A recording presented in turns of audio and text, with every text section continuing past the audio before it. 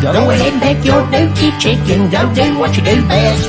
Go ahead and pick your dookie chicken and the Tigers will do the rest.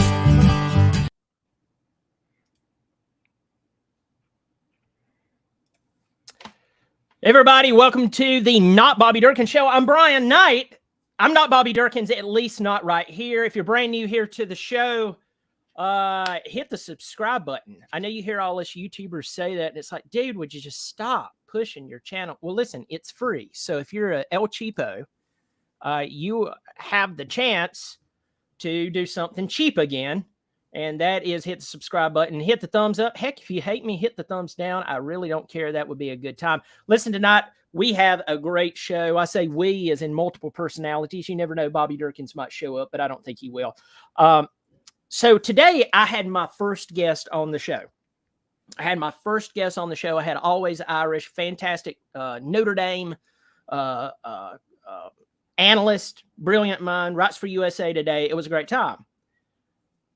But today I have someone on who is really taking YouTube by storm. I mean, this guy started his channel not too long ago and already blowing up. And let me tell you this, in the YouTube world, especially how they changed the algorithms and all this bunch of stuff, unless you're a girl scantily dressed playing guitar, you're not going to take off that fast, unfortunately.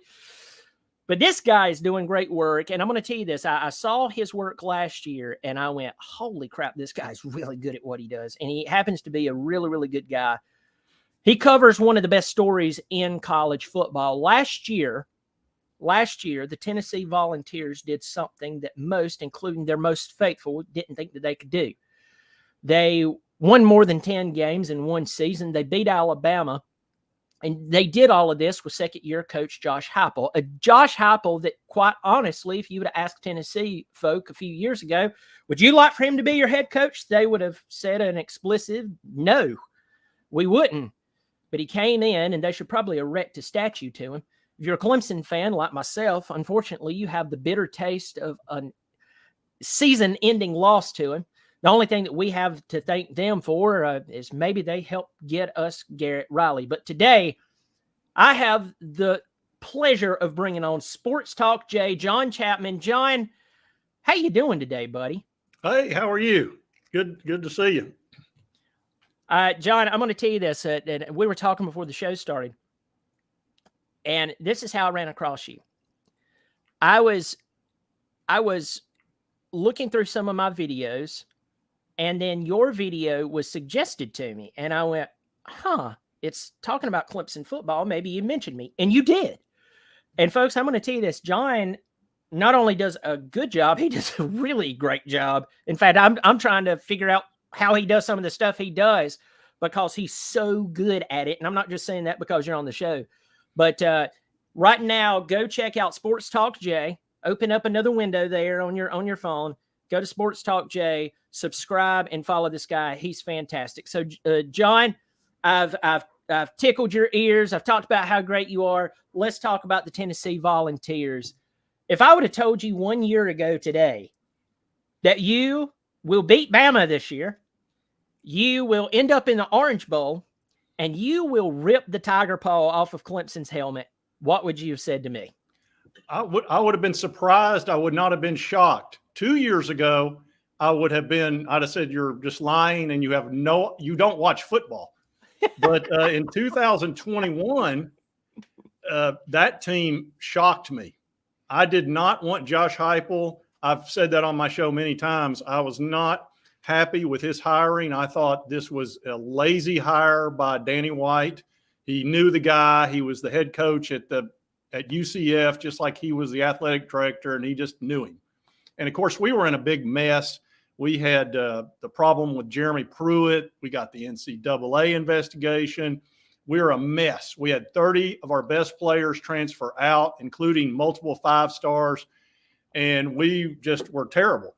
So he comes in, and all of a sudden we're scoring and getting ahead of teams that really should beat us at the time. Like South Carolina, we were up 4 touchdowns. Missouri, we were up 5 touchdowns. And I'm sitting here going, what in the world is going on with this team? Now, our defense was tragically bad, but we were winning some games, and we won 7 games that year we could have won 9 easily. if our defense would have been even just halfway decent. And then all of a sudden the next year we were really playing well. And I was like, gosh, we might beat Alabama. We might luck up at Neyland and win it. And all of a sudden we were 8-0. And I was in total shock at that point that we were 8-0. And then Georgia brought us back to earth down there at Sanford. But no, I've only been covering the Vols since June of last year. So I've been doing this for almost 1 year. So I've been very fortunate in that the best year we've had in 15 years, I just happened to start this channel. And I think that's one of the reasons why I got fortunate and got some subs out of it. Well, also your skills of incorporating fantastic entertainment clips is very engaging. And that takes a lot of work, folks. So I'm telling you got to go check this guy. I don't care if you hate Tennessee. You've got to go check out his channel. You hit on it just here just the last second. As I was telling you before we hopped on here, my brother-in-law is a UT grad, graduated, I think, in 2011. And I'll never forget when Josh Heupel was hired. He went, you could just see the wear and tear on him mentally that here we go again. And not to drag you through the mud here, but folks, I'm gonna give you the names of the coaches since Philip Fulmer, the last national championship that they had, not with Peyton Manning, folks. I'm still to this day shocked that Peyton Manning never got a national championship, but T. Martin did, and that lives in infamy. But the coaches since Philip Fulmer: Lane Kiffin, yes, folks, the Bill Clinton of college football. Derek Dooley. Butch, I have a motto to slap on the side of a coffee, or maybe you could, sell it to some type of brand and they'll turn it to a commercial. Butch Jones, and then Josh Heupel. Well, there was Jeremy Pruitt before him. Sorry about that. Don't forget Jeremy. We can't forget Jeremy Pruitt. So I'm looking at your team. And one of the big critiques that I had going into the Orange Bowl, and anybody who knows me knows that I've been sick of the trajectory that Clemson football has been going in for the past 2 years, especially. Trevor Lawrence, when you have Trevor Lawrence at the quarterback position, John, you can call almost any play, and Trevor Lawrence is going to make it look good. And then you pair that with Travis Etienne lined up behind him. You have Cincinnati Bengals all-world T. Higgins lined up out of there. Oak Ridge, Tennessee, about 60 minutes from here. Exactly. We're still bitter about that. Yeah, and the Trevor Lawrence one too, because he was a big Tennessee fan. Clemson really crapped in our Cheerios in recruiting big time. We did, and y'all got us back this past year, really big. But when you have world-class talent like that, what I like to call once-in-a-lifetime talent, you can call almost any play and pretty much make it look good. What really exposes coaching is when you don't have that talent. You have good talent, but not great talent. And then that comes down to what's between the ears of your offensive or defensive coordinator. And that's been the problem that I've had with Clemson over the past few years and been very critical about them. Josh Heupel, on the other hand, he goes out there, and this is one of the things that I think ended up on your channel. I was talking about, it was hard for me to see Hendon Hooker sitting on the bench and Jalen Hyatt hurt. I was having a hard time seeing a Joe Milton who's had a schizophrenia. Well, I say schizophrenia. It's been more on the lower side of production. You have this crazy athlete that can, lay on his back and throw a 90-yard bomb. But when it comes time to throw a 5-yard pass, he's going to try to throw it through the guy. Yeah. He came out, played the lights out. He played the lights out. And that was one of the critiques that I had. Josh, from what I understand, Coach Heupel is pushing to get the media out of the awe of Milton's ability and trying to get them to buy into, hey, we're trying to develop him into the player that he should be. And would y'all kind of calm it down a little bit? How do you feel about not Josh Heupel, but about Joe Milton, given that up to those last few games, he's been a letdown even to y'all? I was very much on the fence with him, and I was vocal about that on my show, that I was like, I just don't know if this guy can do it. And especially going up against Clemson's defense, which, look, when you're playing Clemson, you're playing an SEC quality defense. It's up to that level. And I just didn't know if he could handle it. And he played a solid game. Now, he had some 3-and-outs and stuff like that, but he also made some throws that were just NFL quality and some of those touchdowns. And I was just like, okay, maybe this guy's getting it. And maybe Josh Heupel's starting to get through to him that, there are ways of playing this game, use your talent positively. And I saw his confidence level seemed very different. He had a month to get ready for that game, and he kept saying, they gave me too much time to get ready for this game. And he was very confident about it. And I was sitting here going, well, that doesn't sound like a guy that's going to play poorly. And he didn't. He had a very solid game against a really good defense. And that really changed my mind of thinking, you know what, this guy might be a rock solid quarterback. We'll see. I'm still a little bit on the fence, but not as bad as I was before the Clemson game. That game helped me feel better about it because it wasn't some joke defense of, a Vanderbilt, or something like that. He was going up against a team that knew what they were doing. And so that's kind of my journey on the whole Joe Milton thing. Tennessee starts off the 2023 season in Nashville, Tennessee. Yeah, Vanderbilt, but nobody cares about Vanderbilt. Even in Nashville, nobody cares about Vanderbilt. A lot of the musicians, we were talking beforehand, we both have a musical past and even present. And what's so funny is some of the musicians that I follow that's in Tennessee, or in Nashville, excuse me, they're massive Tennessee fans. You would never know that Vanderbilt exists. So the very first game in Nashville, Tennessee against Virginia, Clemson ties there.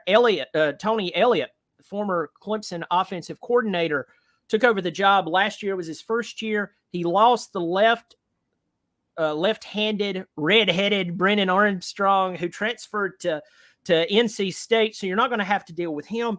Virginia's not batting with much, and quite honestly, I expect you guys to absolutely crush them. That's going to be an interesting game. Let's just go over 2022 real quick. And for me, this is going to be kind of crappy because at the very end, we get to talk about your team beating mine, 31-14. Very first game, y'all play Ball State. And it's like, okay, we're supposed to win this game, but you come out, you win 59-10. It's a good game. Then you play against Pittsburgh, and that was at Pittsburgh. It went into what, double overtime? Yeah, that was, to me, that was the second most important game of the year because it was a revenge game. We had lost to them at Pittsburgh. No, I'm sorry, at Neyland. And it was a game where we should have been up by 3 touchdowns, but Joe Milton, who was the starting quarterback, was overthrowing wide open wide receivers. Like when Hyatt was wide open, he'd overthrow him 10 yards, or Cedric Tillman. And so we did wind up winning the game there at Pittsburgh because of Hendon Hooker, who in overtime had a touchdown called back and then threw another touchdown. And I was like, okay, this guy's clutch. Not only is he really good, he's great under pressure because as a former athlete myself, when you have something taken from you, a touchdown that should have been the winning game or the winning score, and you have to do it again, and he pulls it off, I was like, okay, this guy's special. So that was a huge game. It was our second most important game to me and to the Vols, I thought, Florida being the number 1 most important game of the year for us. I'll tell you this, I despise Pittsburgh. There's a long story behind it. It goes way back. It goes to some interaction that I had with fans, and I'm sorry, I don't hold grudges, but I don't forget. I was pulling for y'all against Pittsburgh. Also, I'm not a conference guy. I know there's a lot of conference people out there. I get the whole ideology behind it, but I'm not a conference guy. I was pulling for y'all, and I was very happy when Tillman, I think it was Tillman that called the game-winning touchdown against Pittsburgh. Am I correct? It was Cedric Tillman. And I've got a little, actually that game helped my channel a lot because Coach Narduzzi would only allow us to have 400 tickets in the lower section. That was all we were allowed to have. So I named him Coach Scaredoozy. And so I made a character. And so Coach Scaredoozy came on my show multiple times. and he was wanting to defend himself. And of course, I was giving him a lot of grief. And then I had him talking to to Nick Saban, who came on my show as well. And it was a big, and actually that video was like the second best video I've ever had was Coach Scaredoozy and Nick Saban going at it about how to stop Josh Heupel and his offense. As far as selling tickets and how to try to change the rules. I got kind of stupid on that video, and I thought, I'm just putting this out here because it was fun to do. And I wore the Pittsburgh hat and did a bunch of stupid crap and put the background and all that and did a bunch of nonsense about it. And it blew up and got like a ton of views. And I was like, hey, this might work. Yeah. What's interesting is no matter when or where you do some of these, like mock making fun of someone, it people has a blast with it. Back during the Ed Orgeron days, I actually bought a wig and I was Ed Orgeron for a while. I've done Ed Orgeron. I've done Have him you? as well. Oh, absolutely. You got to do Ed Orgeron if you're going to mimic somebody or whatever. You got to do him. Oh my! And you know what? I don't know what he's like in real life, but does he not seem like the most fun guy in the world? Like you'd want to go hang out with him. Oh, I had him in a bar. I had him in a bar, and his girlfriend Chandelier was bringing everybody drinks, and he'd gotten his $19 million and all this. So, yeah, I love doing the coaches, and I'm never mean about it, but I do I make sport of them. I do that for sure. Oh, but well, you gotta have some fun there. I have them say what we all know they want to say. You know what they're thinking, like Nick Saban or Coach Scaredoozy or whoever. You know what they want to say, so I just go ahead and let them do it. Yeah, we are their outlet. And we will. Absolutely. They're going to say that if they could, but they can't. They got to do coach speak. Yeah, they got to do coach speak, and they got to keep everybody happy. And then they have all the little social activists that's at their university, so they got to make them happy. And you never know what they're going to say. So, hopping right in here, going back. Now we'll just kind of cascade through this. Mm-hmm. Akron, you beat the crap out of them. You should have beat the crap out of them. You get to Florida, and I understand this being a Clemson fan, we could not beat Florida State. We couldn't. It was just out of the equation.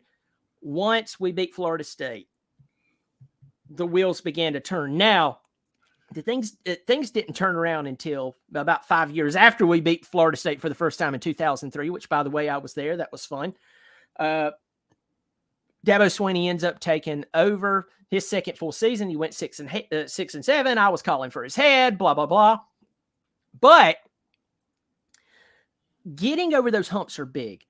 And when y'all beat Florida, that was something that was like, okay, look, they're going to bring their game because this is Florida and Tennessee. We're going to get over this hump. And I really think that's the big, not to downplay the Alabama game, because that was massive. I think that was the game that you pounded your chest and said, we're here. We're not, this is not a fluke. But getting over Florida, there was something really magical about that. Florida is my nemesis and has been since the 1990s.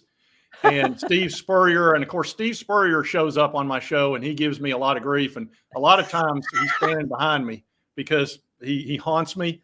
And Florida is that team drives me crazy. They bother me more than any other team. They're my Newman to Jerry Seinfeld. Big time. They're my Newman. And and they play their best game against us every time. Every time they show up and show out, and we play scared. We're scared of them. And finally, this year, we had them beat. We're up 17 points with 7 minutes to go, and they still almost came back and pulled a miracle off on us because Anthony Richardson balled out. The guy had over 500 yards throwing and running. He literally, a cape came off of him. And he flew all over. It was unbelievable. I was like, what is this guy, Superman? Well, we can't do anything. And every time we thought we had him, he would do some miracle. And then finally he fumbled the ball towards the end, and that's when we went up 17, and it was just he couldn't come back from that. But I knew if we did beat him, it was probably going to be a battle. And it wound up stressing us out to no end. But that was a huge hurdle, and that was the game of the year for us, in my opinion. Even more important than Alabama. I agree with you. It was more important than Alabama. Well, I'll tell you this. Sorry, and I apologize to all the viewers here. I'm still trying to get used to this new setup. So sometimes you'll see John, sometimes you won't. I'm sorry. I do apologize for that. That the funny thing about that Florida game is once y'all got past that, smooth sailing was far from it. But my goodness, I think everybody stepped back and said, this is a different Tennessee team. They didn't drop the game in overtime against Pittsburgh. They win that game. Then you went on it. And the game that still kind of freaks me out. And I know we need to speed up because I want to talk about this season. But last year really had such importance on what I believe could be a very good season for y'all. I would still say to the Tennessee faithful, as a Clemson fan Clemson's lived with a lot of big expectations over the past 8 years, and rightfully so. Once you get to that level of football, you start expecting things even when the talent, whether it's in coaching or players, are not there. Maybe there's some rebuilding. So I would say the Tennessee folks, still be patient. Just even if this year doesn't turn out exactly how you want it, you've got a good thing going, and you don't want to mess that up with just everybody grumbling. But y'all went in and beat LSU 40-13. That was not a chump LSU team. I don't care if it is Brian Kelly's first year. That was the game that made everybody go, oh my goodness, these guys are nuts. I had that game as a loss for us because it was at their house, Death Valley. So I was very concerned about it. We got one huge break. A huge break was it was at 12 o'clock Eastern Standard Time, 11 o'clock for them. And if you know anything about Louisiana, most of them don't get right until about 3 o'clock in the afternoon because they like to party it up and, get ready for the big game. And they're almost impossible to beat at night. And at 3 o'clock is really tough. So before the thing, I made a big deal out of the time frame and a bunch of things about where – I did the Barney Fife, where did you get the liquor and all that stuff. I had a lot of fun with that. But that time frame helped us a lot because the crowd, even though they were up and my brother went to the game, they weren't as fierce as they are at 3 or 7 o'clock. They weren't fortified. And then when we won, I was like, man, I can't. That was our best game of the year. That was our best game of the year by far. Y'all didn't just win. You murdered them. The very next game is one that we will all remember. Really, the festivities after the game. I go to church with someone who they went to every Tennessee game this past year. They live here in the upstate of South Carolina, but they're huge Tennessee fans. This guy and his son went to every Tennessee game from start to finish last year. Every game, and his son has a piece of the field goal post that ended up in the Tennessee River. That game against Bama really yelled, this is not a fluke. This is not a feel-good story. Because most teams who did what y'all did what y'all done, you would get up against a team like Alabama and then you'd lose by 30 points. And you didn't. You went in, you traded blow for blow, won it. It was beautiful. That was a big game. It was unbelievable. Well, first of all, it was 15 years of frustration was released. 15 years we've been beaten by them. I mean, that's a long, long time to lose to one team. And Alabama's been doing it to everybody, and I understand that, but it still stinks. And I didn't think we could beat them, but I thought we had a chance. And Bryce Young played phenomenal. I mean, literally, had they had Jalen Milrose there, we'd have won by 20. Not that he's a terrible quarterback. It's just Bryce Young was a magician. He was the one guy that was like, we had him so many times, and he was injured. He had a bad shoulder, and he was injured, and we hit him, and they were fair hits. It's not like we were hitting him late, and he somehow kept scoring, and it was just shocking. He played probably the best game I've ever seen, but Hendon Hooker did the same thing. And then we got lucky at the end. They missed a field goal, and we made a field goal that went through like a helicopter. It was crazy. That was one of the worst kicks I've ever seen. And when it went up, I was like, there's no way that's going in. There's no way that's going 41 yards. And I had a friend of mine that was a photographer there, and he took a photo of it going over the goalpost. I had him on the show about a week ago, and he showed the picture, and I was like, man, it's unbelievable. He said, we willed it over the goalpost. He said, it was 100,000 people, and they willed it over. Yeah. It was like, I don't believe in that whole energy of the earth thing, man, all these bunch of weird. But if there was ever a time that you might make me convinced a little bit that you could take the energy and shove that ball across, it was that kick, because that was so ugly. But it went, and it was, what was so ugly was so beautiful. You beat Alabama, speed up here. You beat Tennessee Martin. You hammered Kentucky. You lost to Georgia. Georgia's a good football team. I think at that time, I will say this, and a lot of Georgia fans get pissed at me. What Georgia did was great. And Todd Monken, by the way, my friend, you pass this along. He was the magic. He was the magic. Georgia doesn't want to accept it. He was the magic. And Bobo I don't care if he is running the same system. It's a different human being. So good luck there. And Georgia's always had talent. So I don't want to hear that. We got a lot of talent. You've always had a lot of talent. My Lord. We're all shocked that you finally started using it, but you lost to Georgia. But you didn't get blown out. You beat the crap out of Missouri. And then, if there is one team that I hate on this earth, and I don't hate people, but if there is one team on this earth that I just hate, it's the South Carolina Gamecocks. They're in the armpit of the state of South Carolina. And here's a little story for you, John. This is interesting. So I told you my brother-in-law graduated at UT. My oldest son is a South Carolina Gamecock fan because of his grandfather. I love my father-in-law, but that's the bad influence on him. So my brother-in-law said, I have tickets to the South Carolina-Tennessee game. I'm going to go down. You want to go with me? So my son went with him. And my son asked him on the drive down 26, he said, what chances do we have of beating Tennessee tonight? My brother-in-law goes, none. When the dust settled, the South Carolina Gamecocks beat the Tennessee Volunteers 63-38. I was shocked. I think most of the people in Columbia are still drunk after that. Yeah. What happened? I'm going to tell you, it's a couple of things. A couple of things happened. South Carolina had been beaten 38-3 or whatever the crap it was at Florida. And they made some changes and obviously freed up the offense a little bit. But there was two other big things.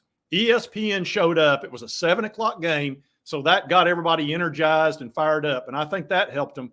And then we had our middle linebacker, Banks, had gotten into an altercation, a fight with Hendon Hooker, because something about stepping on the tee. And Banks, who was our best defensive player, he had missed some meetings. There was a bunch of stuff going on there. And the defense didn't feel like he should be suspended. Well, he got suspended because Heupel felt like he had to. You can't get into a fight with the quarterback. So he suspends him. The defense is out of sorts. And they thought, well, all we got to do is just roll the football out there and we'll beat South Carolina, no problem. And South Carolina smacked us in the mouth and said, no, it will not be like that. And our defense laid down. It's the worst. And our defense has been up and down, but not to that level. They didn't even show up. And we got absolutely boat raced up and down the field. And fortunately, Hendon Hooker was playing pretty good. And then he gets hurt, which was devastating. So that game could not have gone any worse under any circumstances. Everything terrible that could happen happened in that game and crushed us, knocked us out of the playoff, which we would have been in. And it was awful. And then who chimes in? One Dabo Sweeney or however you pronounce it. So then I started going after very nicely because I actually like Dabo. I think he's a nice guy, but he said we were out flipping burgers. So here we are down in the dumps, and he's kicking dirt on us. And he probably didn't mean to do it that way, but we just couldn't handle it. So I named him Burger King and did a whole bunch of stuff and had a bunch of fun with that. Because guess what happens? Then Clemson loses to South Carolina, the same South Carolina. And at I was like, there's no way South Carolina is going to win that game. I was at that game. Oh gosh. And see, I think whatever the quarterback's name is, Ukulele, or I just say that because I can't pronounce his name, and I called Nico, our quarterback Nico, because I can't pronounce his last name. But Ukulele, I think had he played a good solid game, y'all would have won that game easy. We stopped running the ball because our offensive coordinator, who's no longer our offensive coordinator, stopped running the ball. Y'all had like a lead, and it seems like there was like a fumble, some terrible fumble, some awful fumble. We were up 14-0. We were up 14-0. Yeah. Jeremiah Trotter Jr., yes, folks, former NFL great Jeremiah Trotter's son plays linebacker for us. He's a beast. That's what he is. He had a pick 6 off of Spencer Rattler. We're up 14-0. The Valley was shaking. And they couldn't stop us running. My son looked at me, as I said, the South Carolina fan looks at me and he goes, "Why did y'all stop running the ball against us? We couldn't stop you." I mean, you had Will Shipley and Phil Maffa. They were just running the ball down our throats. And by the way, folks, that was the first time in 7 seasons that we played. Of course, in 2020, the world flipped upside down. People lost their brains. The SEC and didn't play the ACC and all this bunch of stuff. So South Carolina and Clemson did not play in 2020. So technically 8 years counting that year.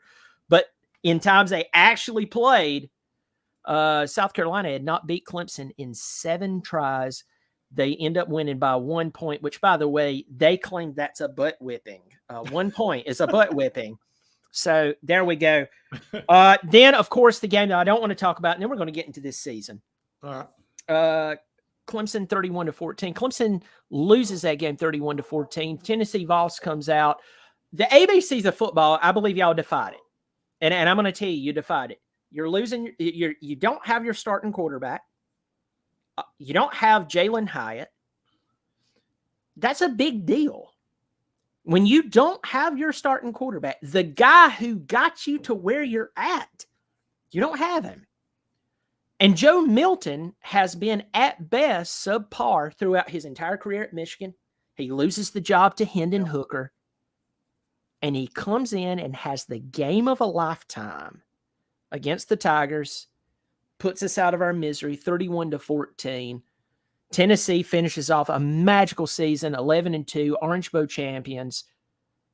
How did that feel after all the bull crap of since Philip Fulmer, Lane Kiffin leaving in the middle of the night, Derek Dooley in his orange pants, Butch Jones in his say? I mean, seriously, how did that feel? Well, that was an interesting game because, first of all, I thought Cade Klubnik played a pretty decent game. He threw for over 300 yards, but I thought there was a big mistake by your coaching staff doing that fake field goal. I think that I'm not sure that Clemson came into that game mentally prepared to play Tennessee. I think they kind of did what maybe we did with South Carolina and thought, you know what, they don't have their starting quarterback. Their best offensive players out, for the NFL or whatever. And they thought, well, we'll win this game. We're not in the playoff. We're kind of ticked off we're not in the playoff because they also lost to South Carolina. And I think maybe Clemson took us for granted a little bit. And Tennessee showed up and was ready to play. And Joe Milton, it was the most important game of his life because he could not have had more pressure on him because I'm telling you, everybody in Tennessee was like, you better play good or we're going to be looking for another quarterback because we don't want to go into next season not knowing what we're doing and starting with a true freshman who's never played a game in the SEC. So I think Clemson didn't go into that game mentally right, and that played a role in why Clemson lost. One of the things that really sticks out to me in that game, and it's one of the reasons he's no longer our offensive coordinator. Brandon Streeter. And I'm not going to talk bad about Streeter. Streeter is a former Clemson quarterback. He makes more money than I do, and he coaches football. Now he's an analyst at Georgia, so who knows what that will turn into. But I was never impressed with him from day one of his interview where they introduced him to the Clemson fold as the new offensive coordinator, because Wes Goodwin, the defensive coordinator, he was very almost kind of like X's and O's, very stoic, very chill, very laid back. Streeter, on the other hand, was almost like, what's the talking points of Dabo Swinney?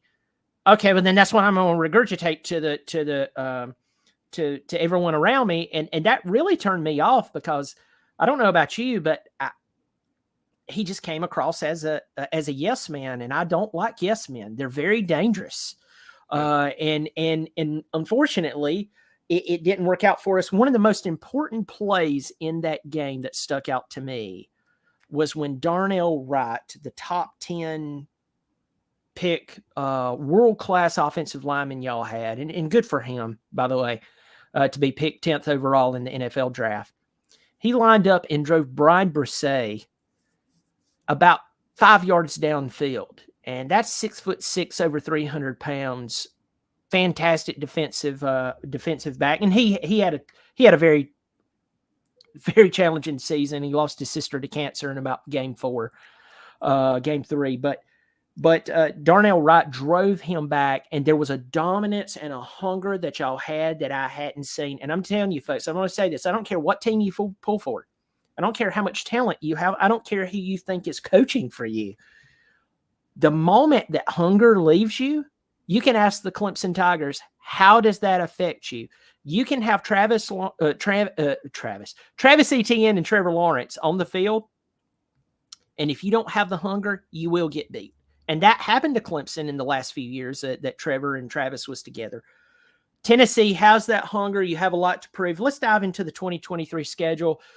We spent a little more time on 2022 than what I expected, but we'll just hit the highlights. As I said, Virginia in Nashville, Tennessee, I believe you beat the crap out of them. Austin Peay, that's a good game to get your feet under. I know a lot of people don't like cupcakes, but as I've got older and looked at the cascade of college football, we don't have a preseason. It's good for y'all to get the kinks worked out. So when you're playing the good teams, everybody is like firing on all cylinders. Then you go to Gainesville, Florida. They've lost Anthony Richardson. I wasn't a fan of Napier when he was calling offense for Clemson. Dabo Swinney fired Napier. He fired Billy Napier. He was an offensive coordinator at Clemson. Oh, I did not know that. Yeah, he was the first. I think he was the first offensive coordinator that Dabo Swinney had. I did not know that. He is former Furman quarterback. So Furman in Greenville, South Carolina. Mm-hmm. He was a quarterback at Furman, and he came on at Clemson. Worked his way up. He became offensive coordinator. Hey, good for him. I'm not bad mouthing him. I just don't know why Florida hired him. Y'all are definitely the favorite in that game. It would be a shock if y'all were anything less. I can tell you right now, again, it's the game of the year for us. We have not beaten them in 21 years at Florida. 21 years. Now, 21 granted, years. we've only played, 10, 11 games, but still, we haven't beaten them. And you're returning 7 starters on the offense and the defense, so you did not lose a lot. And you lost some good players, but you've recruited well. You've hit the portal well. Right after that, you have UTSA. Now, here's what's interesting about UTSA. A lot of people sees University of Texas San Antonio. They have a 7th-year starting quarterback in Frank. Is it Frank Harris? I think it is. He's very good. He's talented. UTSA is not a bad football team. That's not one to sleep on. And then the ultimate revenge game, you have the Chickens from South Carolina coming back. Oh, that's Tell me what you want to happen in that game. I know it's obvious, but John, tell me what you want to happen in that game. I think Neyland will be as fired up as they've been. There's so much revenge factor in that game. It's unbelievable. Neyland might just explode. I don't know. And I mean, it's not like if we win the game, which I think we will, we're going to tear down any goalposts or anything like that. But there's a lot of animosity and anger over losing to South Carolina, and it will be in full display. I'm hoping it's a night game, like 7 o'clock, because then we can do the fireworks and the big show and all that. But oh my gosh, Knoxville is just filled with animosity and anger towards South Carolina. I don't blame you for that. I don't blame you for that at all. And trust me, even though I'm a Tiger, I'm a different shade of orange. I'll be a big Volunteer fan that day. Moving on, you got Texas A&M, probably one of the least good character teams that you would trust, even with a dying goldfish. You have Jimbo Fisher, who has a questionable past. You have Bobby Petrino coaching offense for him. They had one of the best teams that money could buy through the NIL and still blew it. You have them come to Neyland. Then you go to Alabama. We know that Alabama's got Tommy Rees straight out of Notre Dame. You have they have Kevin Steele at defensive coordinator. By the way, everyone, Dabo Swinney fired Kevin Steele after a 70-33 loss in the Orange Bowl to West Virginia. So that's interesting to see him run things. What do you think about that? Just I know that we're trying to go through this pretty quick, but I think that with y'all's talent, this outside looking in, John, I think y'all can take them again. I don't care if it is in Alabama. I think that will be our toughest game. That will be our toughest game. They have a quarterback problem. That's the one thing we have going for us. But their revenge factor against us will be massive because they're used to treating us like a doormat. And we, rose up last year with Josh Heupel and that whole thing that we're doing now. And we played them pretty decent the year before that as well. So they're not going to take us lightly, and they're probably going to be pretty ticked off. The only positive is they don't have some miracle quarterback that they had the last 3 years. They're going to have to do it with an okay, or, they'll have a good quarterback. It's not like they're going to have some hack. It might even be that kid from Notre Dame that, what's his name? Bullock. Tyler Buckner. Tyler Buckner. Yeah. I'll give you, well, first of all, just want to tell everyone, if you've made it so far to the video, or maybe you're just now joining us, how Sports Talk Jay, John Chapman here.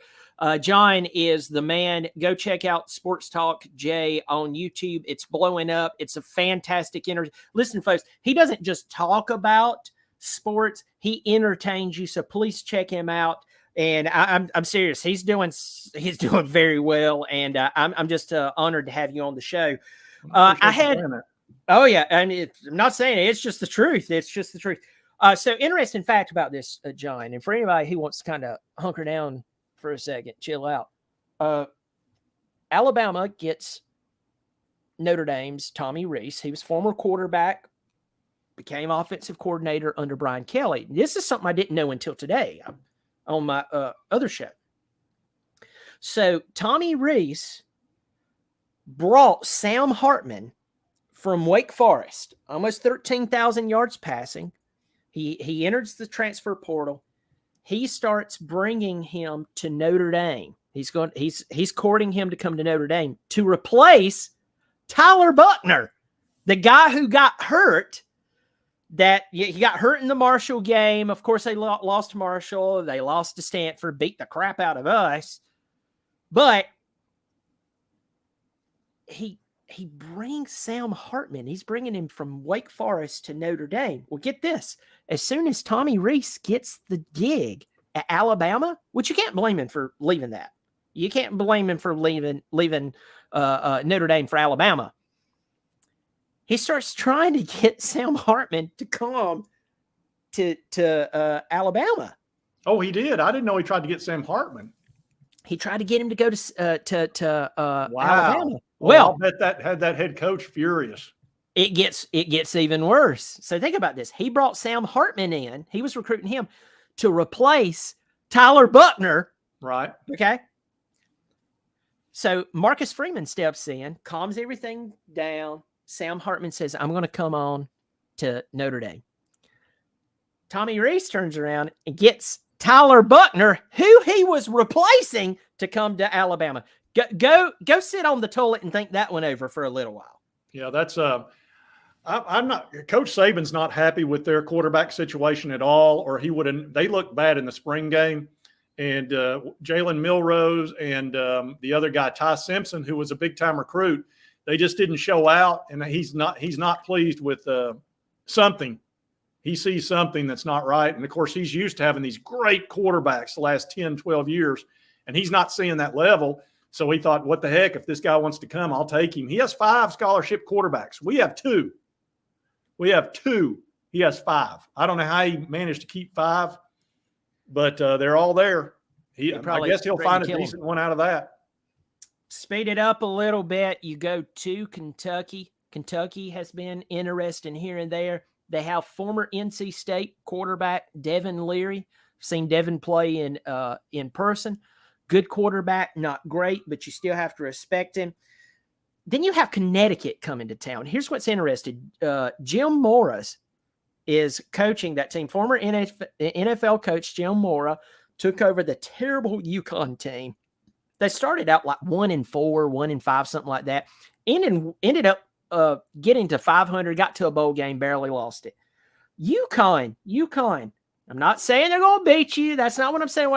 I'm just saying if they were on Clemson's schedule, I would tell my fellow Tigers, you better respect them because it's not easy to coach there, and he actually did pretty good.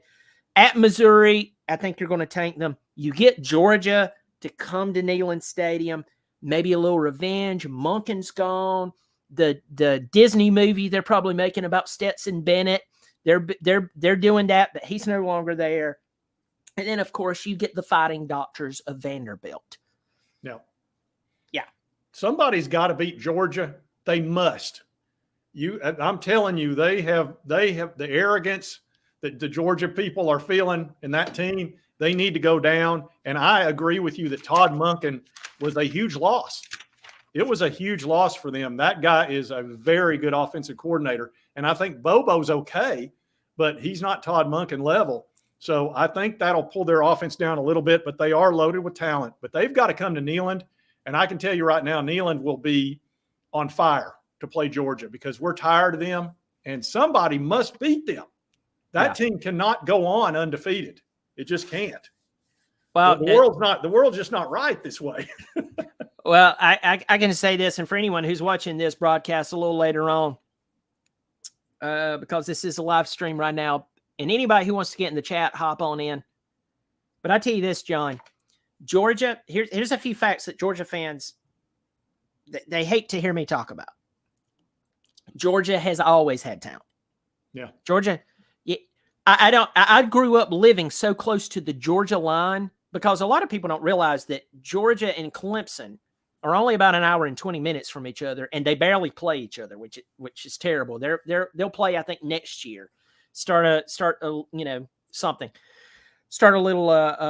series, and I'm hoping that Clemson ends up in the SEC. I'm just telling you, I hope they end up the SEC, especially with all this ACC banter going on. But I can tell everybody this: Georgia, you've always had talent. You've always had talent. You've wasted more talent than most teams will ever have, ever. You've wasted more talent. Todd Monken, it is disrespectful to look at that man and go, yeah, you know those 2 national championships you gave us? Yeah. Yeah, well, anybody could have done that. No, Georgia fans, put your Bud Light down and accept it. Not just anybody could have done it, or else you would have already done it many times before with the talent that you've had. Todd Gurley, Nick Chubb. You would have won national championships with those guys. You would have won with Matthew Stafford and no Sean Moreno. You would have won, but you didn't. You didn't because why? Just like Clemson had to find out, coaching matters. Whoever is over there with a headset on, staring out into the great beyond, whatever they call, whatever their plan is, whatever their adjustment is, folks, you need to accept that matters. So to look at Todd Monken and go, well, we got Bobo. He's running the same offense. I'm saying this I mean this as nice as I can be. You are a card-carrying certified idiot. You know nothing about football. You have to accept that who is coaching, it actually does matter. So I think that y'all stand a good chance to play very, very well with them. This would be the year for y'all to try to get over that. Because I tell you this, with Monken, they were pretty tough to beat. But I think y'all stand a good chance of doing it. As I was saying a little earlier, y'all are returning 7 on offense and defense. you had one of the best quarterbacks in high school football to sign with you. And trust me, I never learned how to say DJ Uiagalelele's name, and I'm still messing it up. And he's in Oregon State, so I'll just say Nico as well. What do you see your season hinging on at this moment? Obviously Joe Milton, but Nico, I watched him in the spring game and he moves differently. He moves like a very tall Bryce Young. You can just see it. He's highly skilled. Now he's just a freshman. He's not ready. And I don't know, how this is going to play out with Joe. You're talking about the SEC. You got to deal with injuries. You're going up against some of the best defenses in the country every week. I'm hoping Joe plays well. But we do have Nico behind him, and he's making a lot of NIL money. As you know, it was like some $8 million deal that he got for coming to UT. So I'm going to be very interested to see if Joe stays as a starter, which I hope that happens. That would be best for Nico. But if not, for some reason, maybe Joe sprains his ankle. If Nico, I think he will play well. I don't think he'll play great, but I think he'll play well, and I think he's a special talent, and he's perfectly designed for Josh Heupel's offense. Josh Heupel's never had an athlete to this level ever in his offense, and I think he's like a new kid. He's like a kid in a candy shop. He doesn't quite know what to do with him just yet, but he's excited. That offense is made for Nico. I'll tell you this, and I've said this 100 times. We like to see the true freshman who comes in and shocks the world. Trevor Lawrence did it for us. He was unbelievable. He did it for us. He beat out Kelly Bryant. Kelly Bryant, a lot of people doesn't know this unless you live here in the upstate of South Carolina, that Kelly Bryant was a 4-star recruit, 6'5", over 200 pounds, running machine. He could throw not nearly as well as Trevor, but who could throw as well as Trevor. And he came in and replaced him and did what he did. I was very surprised by that. And I think that so many people are trying to compare what Trevor did and maybe a few others like him and try to put this pressure on a guy like Nico. For me, I would like to see more quarterbacks have to sit behind someone so that once they hit the field, they actually have some experience. They just have more time to learn the system and understand the college game. So obviously I don't want to have to play y'all again and us lose to you, but just in general terms of football, Joe Milton, if he can come in and just play really good, solid football, not fall back to his inconsistent ways, if Nico could just sit behind him and chill out and then take over, you could see a record-setting quarterback. Nico is 6'5", about 200 pounds. Joe Milton, 6'5", 240, 250. The guy can move. He can throw. The problem with Joe is he's had a problem with throwing the football. As everybody can possibly see right now, I have the Tennessee schedule. We went over that. What games, and we've kind of covered this, what games kind of make you shake when you look at them? Florida at Florida. Alabama at Alabama is a concern. We do have some games that could jump up on us. And that's the thing about when we had Hendon Hooker, I really didn't worry about that very much because he was always going to play well. He played well every single game he played in. Even the South Carolina game, we scored 38 points. He didn't exactly lie down. Had he not gotten hurt, we'd have probably scored 45 and we still would have lost by 18. But those are the two games that jump out at me. I'm going to do a schedule where I'm going to come out with what I think we'll do, but it feels like a 10-2 type year, and I think we'll shock one team and one team will shock us. That's what it feels like to me. And we could, if Joe doesn't play well, it could be 8-4. If he shows up and plays great like he did against Clemson, we could be 11-1. It's just hard to say. And the thing about the SEC is, man, it can jump up and bite you so hard. A team can just show up and beat you like Kentucky could at Kentucky. Missouri at Missouri is no guarantee. It should be, but there's good athletes in the SEC. Like I said, it looks like Florida State's starting to show up, and Miami, to where there's more than one good team in the ACC. But for years, there's been one good team in the ACC. That's it. And y'all run roughshod over everybody over there, and then you would show up in the playoff and, sometimes win. Yeah. It's and then Florida State, I have a whole theory on Florida State, but I'll save that for another time. Tennessee, I have a whole theory, and we're starting to get close to the end of the show. There's a whole theory, whole spiel that I've done on teams that are a shell of history. What do I mean by a shell of history? Well, they wear the same uniforms. They have the same fight song. They play at the same stadium. When you walk in, you see the retired numbers of the greats who played before them. And you have a lot of the same fans that are showing up. But the playability is not there. Up until recently, Michigan has been a shell of history. They couldn't beat Ohio State. They couldn't get into the college football playoff. I don't care how much money they were paying whoever to coach them. They still didn't man up. About 4 or 5 years ago, they had a really good football team with talent, and they wasted that. They're a shell of history. Miami's a shell of history. Texas, no matter how much money they pour into their program, they're a shell of history. Tennessee qualified until the end of this season. Tennessee turns it around with a coach who I believe actually gives a crap about his team. I don't think that he is just going to leave in the middle of the night. I think that what y'all have is a really, really good thing. And I really can't say that I've seen anybody take over a program that has so much turmoil, very recent turmoil, and then do so well. It's like with Matt Rule. Matt Rule took over a Baylor team that basically received everything but the death penalty. But the only thing you could come back to is he did it in the Big 12. And no offense to him, but the Big 12 sucks. You did it in the SEC. There's got to be just something that when you look at Josh Heupel, that you just go, wow. I mean, it's just like staring at a unicorn. I mean, he did it. Yeah. What are your thoughts about his tenure? What do you see coming up that maybe you like about him, or maybe some concerns that you have?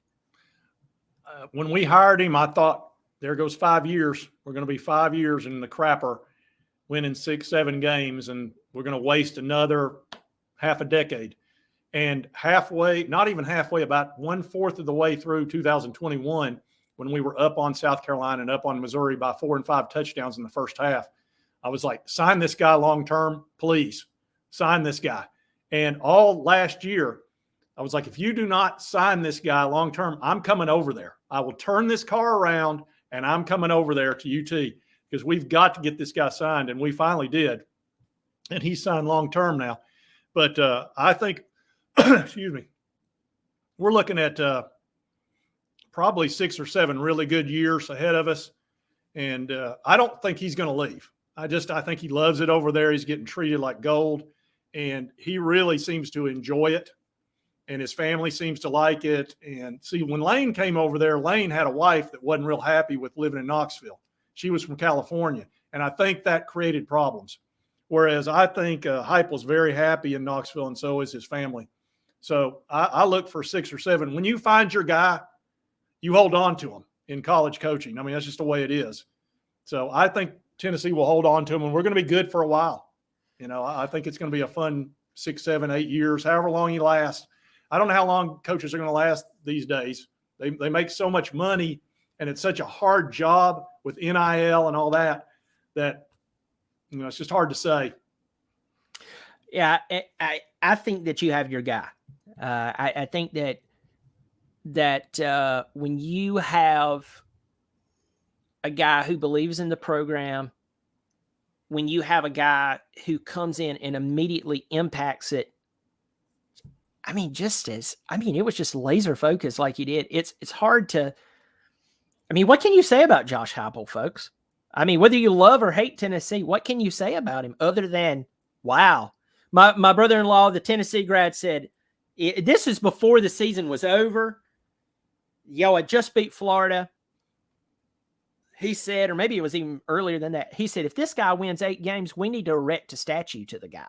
He won 11 in an Orange Bowl. Yeah. He beat Alabama. I would have never started this channel if not for what I saw in 2021, because had it been a Butch Jones or a Jeremy Pruitt, I would not have wanted to cover that, because Jeremy Pruitt drove me crazy. That just his speaking, his public speaking drove me nuts. It was just all his little weird phrases and past and present tense not being correct and all that. It just, everything about him drove me nuts. And if he was still head coach, I would never have started this channel, because I just would, my heart wouldn't have been in it, honestly. Whereas with Josh in that 2021, I was like, I can get behind this dude.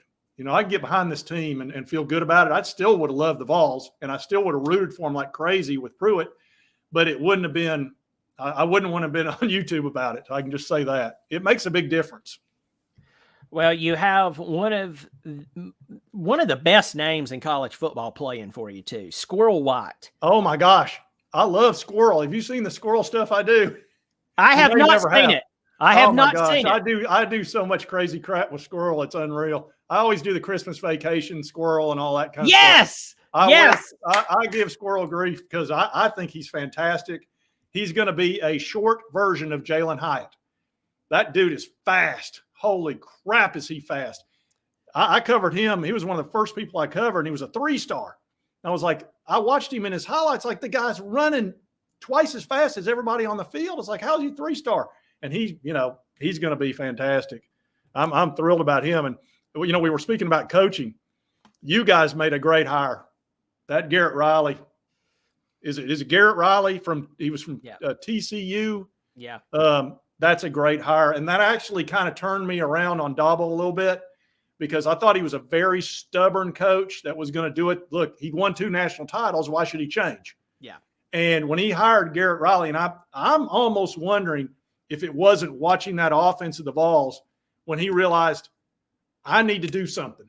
I cannot continue down this path and get boat raced by this offense. And he went out and got Riley, and he was like, I'm going to pick up the pace, and I'm going to start pounding some people, because the defense is going to be fine at Clemson. Y'all are always going to be good at that. But that offense needed some upgrade, and you got it. I think you got a great offensive coordinator. Well, if you have a few more minutes, so whenever you need to go, you let me know. God, Guns, and Ammo got in here. Pruitt was as bad as Dooley, if not worse. If I've ever seen someone pay players and still suck. What's interesting about Jeremy Pruitt was he is what I would like to say is one of those coaches who was fantastic at being a coordinator. Yeah. Which coordinators make a ton of money, folks. It's not like when a coordinator gets fired, all of a sudden they've lost everything. Their children is going to the orphanage. No, these men are being paid ungodly amounts of money. Okay. They are totally fine. It's not like when a common person gets fired from a job. So Jeremy Pruitt, once the smoke clears and everything, he'll be back in coaching if he's not already. And he'll be making more money than all of his time 10. But being a head coach is different. Going to Dabo, the problem that I've had with Dabo is once he won the national championship, and you can't blame him for this, by the way. I mean, this guy was an interim coach, he was a wide receivers coach. And instead of the defensive coordinator or the offensive coordinator becoming the fill-in for Tommy Bowden, Terry Don Phillips says, this wide receiver coach, there's just something about him. And he made him the coach of the team, folks. He made him the coach of the team on an interim basis. Obviously, it became long-term. Sweeney has done a lot of great things, but his stubbornness and his loyalty over the past few years has kicked him in the unmentionables. I think he's finally learned his lesson. He's still learning it, but I think he majorly learned it. He fired Brandon Streeter after that game. Then he went after Garrett Riley, Lincoln Riley's brother. Garrett he has more talent now to work with than he ever did at TCU, and than he's ever had. Our running back room is Will Shipley, Phil Maffa, which could start anywhere. Then we have a guy who was a D3 guy transferred in, and he was actually the toast of the spring game. Dominique Thomas.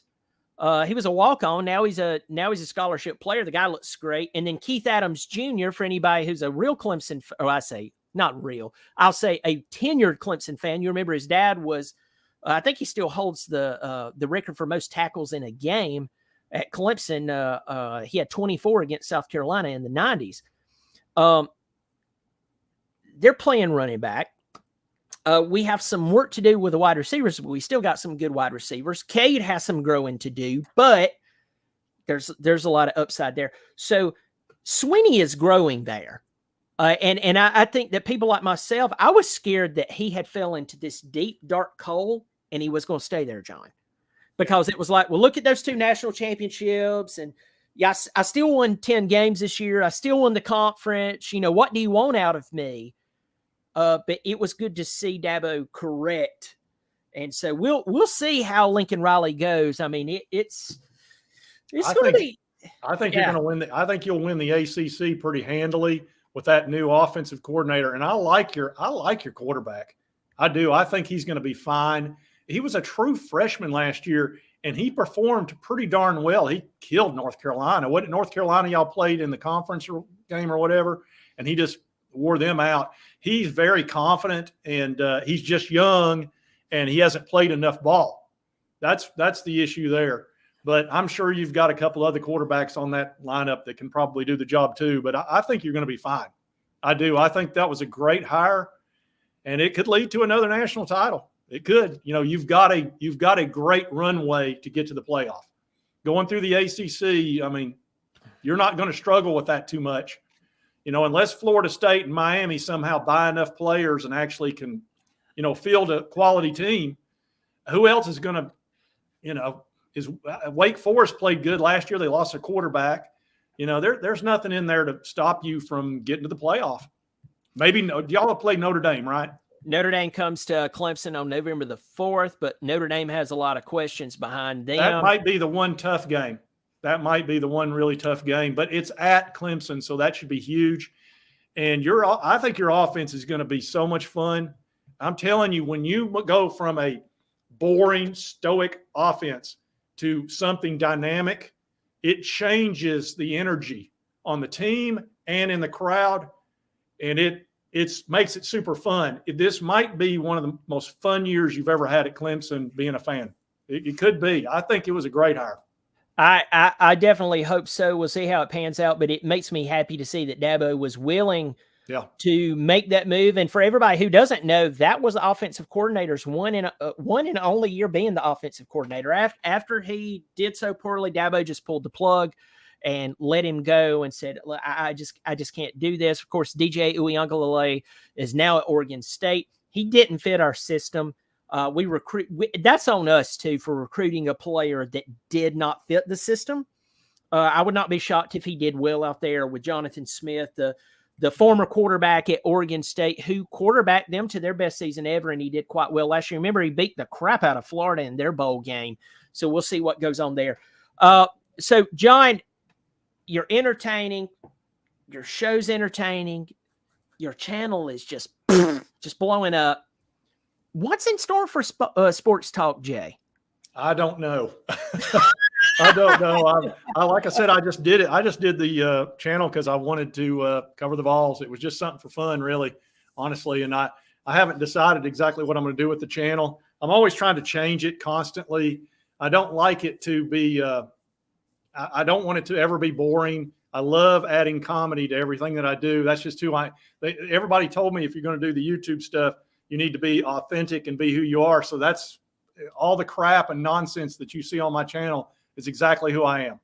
I put a lot of stupid crap in my videos, because that's what I like to do. And I think that's funny. You know, some people, look, I've lost subscribers. I've had people tell me your channel stinks, especially on the first couple of months. I had people say, you're a joke. You know, you're not serious. You're not taking this sport seriously. It's like, I am taking it seriously, but I also realize it's entertainment.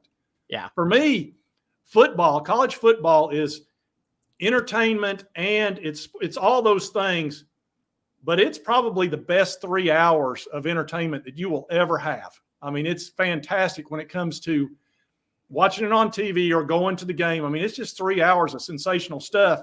If your team's good, and especially if they're entertaining like the Vols are, and like I think Clemson's going to be this year. You know, people call it mimic the gimmick and all this kind of crap.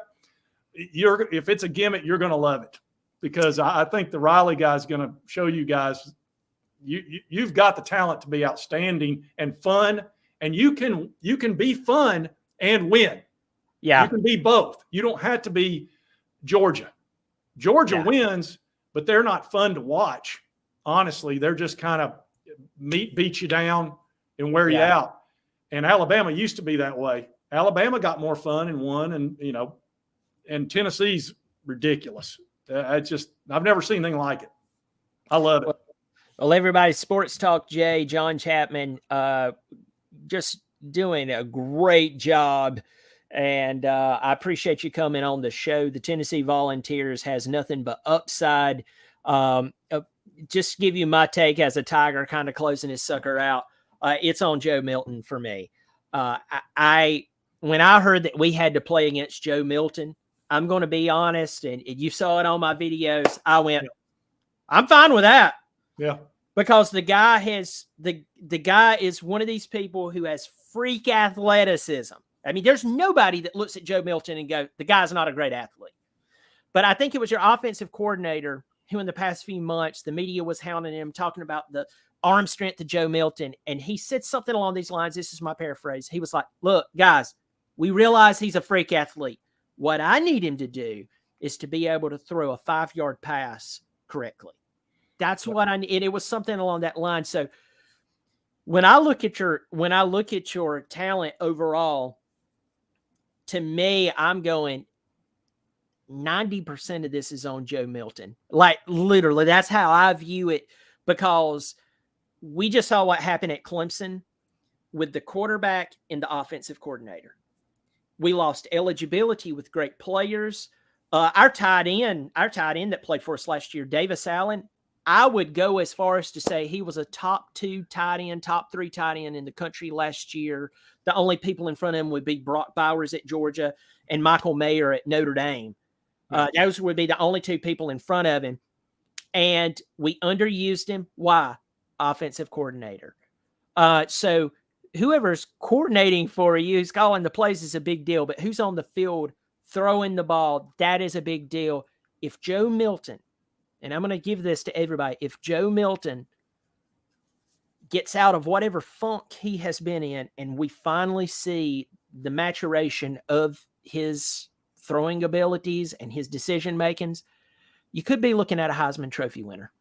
Yeah, with him, it's confidence is what it is, because in practice, Eric Ainge, a former NFL quarterback and UT guy, he said, this guy, this was before he started in 2021. He said, this guy is NFL level. He said, he's going to blow up. And then he didn't. And he's admitted, he said he got too excited and he wasn't able to calm his nerves. Kind of a Happy Gilmore type thing. But if Joe Milton learns how to putt, because that's what he is. I mean, he's kind of this freak athlete that can hit it 400 yards off the tee, but can't make the 5-footer. He did against, in the Orange Bowl. If he can start making the putts, he might get that gold jacket at the end, like in the movie. I'm just seeing that montage right now of going to his happy place. Oh, absolutely. That's what he was able to do that in the Orange Bowl for the first time that I've seen. Yeah. I just figured he was going to knock it on the green and 3-putt. Yeah.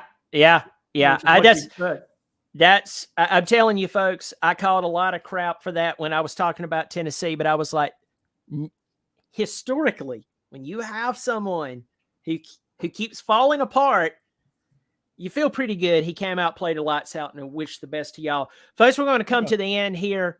John with Sports Talk Jay. Don't check out his channel. Subscribe to his channel and watch it. It's good stuff, even if you hate Tennessee. John, thank you so much for being a gentleman and coming on. I appreciate you having me on. Yeah, absolutely.